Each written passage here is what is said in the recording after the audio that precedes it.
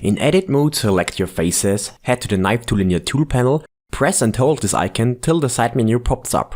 Select here Bisect. Now click and drag your cutting line and adjust it for your needs in the Adjust Last Operation panel. The Bisect tool is a quick way to cut a mesh in two along a custom plane. I personally love to use it for creating quickly low poly stone shapes. The Bisect tool is only available in edit mode. It is as well necessary to have or call up the tool panel. Here you find the knife tool, which have a second function hidden by press and hold the left mouse button till the side menu pops up. Hover Bisect and release the mouse button.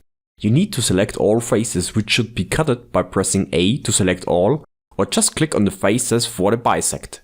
Without any selection, this function will not work. Do a left click and drag to draw cut line.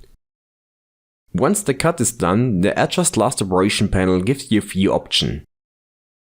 Plane point, plane normal. The plane can be numerically adjusted for precise values. Clear inner, clear outer. Cuts may remove geometry on one side.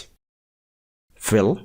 Cuts can optionally fill the holes created with materials, UV maps and vertex colors based on the surrounding geometry.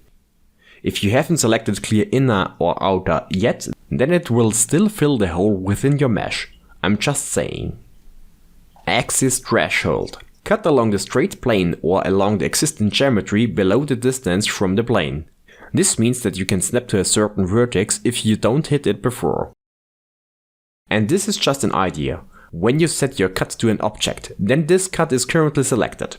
Usually I would remove one side next, but maybe you need both sides. Then I just leave the tool by pressing, for example, Select Box and enter the Edge Selection mode. The cut is still active. Now do a right click and select Mark Seam. I love this to do a quick selection by switching to face selection mode and select one side by pressing the L key for all linked faces. And press P now to separate my selection. You get two separated objects. If you want to learn more about the separate function, then I advise you to watch my tutorial from last week. That's all so far. Thank you very much for watching. It would be very nice to give this video a like and or subscribe to our YouTube channel for more game dev videos.